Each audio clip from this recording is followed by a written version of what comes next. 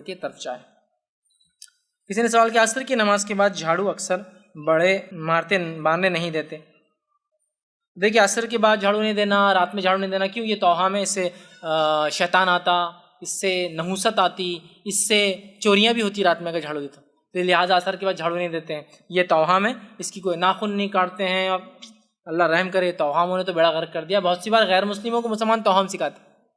ایک مرتبہ میں ایک لائن میں لگا ہے، میرے پیچھے غیر مسلم خاتون کھڑی ہے، MBBS کا وہ چل رہا تھا سلیکشن، اور اس میں لائن میں تھا، میں بھی کھڑا ہوا، پیچھے ایک خاتون کھڑی تھی، میں کسی اور کے لیے کھڑا تھا، پیچھے خاتون کھڑی تھی، نان مسلم تھی، اس کے پیچھے ایک مسلم خاتون اور اس کی بیٹی بھی تھی، مطلب وہ ماں باپ کے ساتھ تھی، یہ اکیلی تھی، میں اپنی بہن کے لیے گیا تھا۔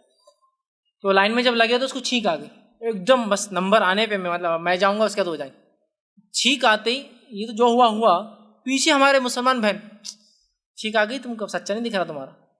اب وہ پہلے غیر مسلم بیچاری بت پرست، اچھا آنٹی ایسا ہونے والا ہے کیا؟ ہاں چھینک لے لیا تم نے، ایک اہم کام سے پہلے چھینک، بہت یہ رہتا، تم کو سکھائے نہیں کیا؟ بولے تم کو کوئی ایسے سنسکار نہیں دی کہ چھینک سے کیا ہوتا؟